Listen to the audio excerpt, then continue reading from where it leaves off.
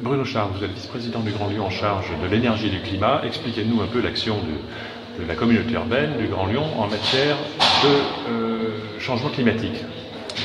On sait, puisque nous étions présents par exemple à Copenhague, qu'aujourd'hui les États sont bloqués et que la conférence de Durban a sans doute acté l'impossibilité d'arrêter le réchauffement à 2 degrés et que la négociation de traité est bloquée et n'aboutira pas. Par contre, l'expérience que l'on a, c'est qu'au niveau des agglomérations, au niveau des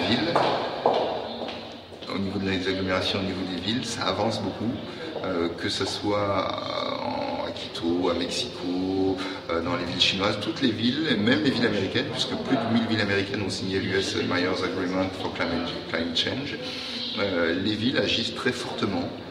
parce que le changement climatique va impacter de manière très importante leur population et leur territoire, que ce soit sur la précarité énergétique, que ce soit sur le fait que les villes restent vivables. Et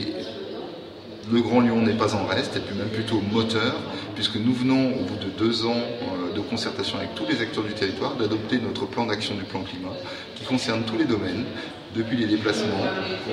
jusqu'au chauffage urbain, en passant par la consommation responsable, en passant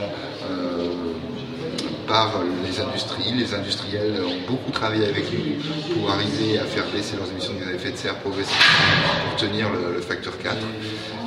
Et avec une leçon qui est que ça va dépendre tout à la fois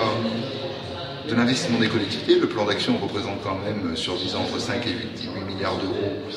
d'investissement de tous les partenaires, donc c'est un plan d'action extrêmement important, mais aussi la mobilisation des citoyens, parce que si les citoyens ne s'emparent pas et ne changent pas leur comportement, par exemple, dans le domaine du transport, on sait que 60% des déplacements automobiles dans le Grand Lyon sont inférieurs à 3 km. Et si pour ce gisement de déplacement inférieur à 3 km, on n'est pas capable de changer de mode de déplacement, lâcher sa voiture pour y aller tantôt à pied, tantôt en vélo, tantôt en bus, tantôt en roller, à chacun son déplacement, c'est qu'on a raté quelque chose à mon sens. Et donc les changements de comportement, c'est un champ sur lequel on veut emmener les citoyens pour vivre différemment, de manière plus sobre en émettant moins de carbone, mais pas forcément moins bien. Parce que dans l'exemple de déplacement, si on fait 3 à 5 km à pied par jour, le médecin dira sans doute que c'est meilleur pour la santé que prendre sa voiture. Merci.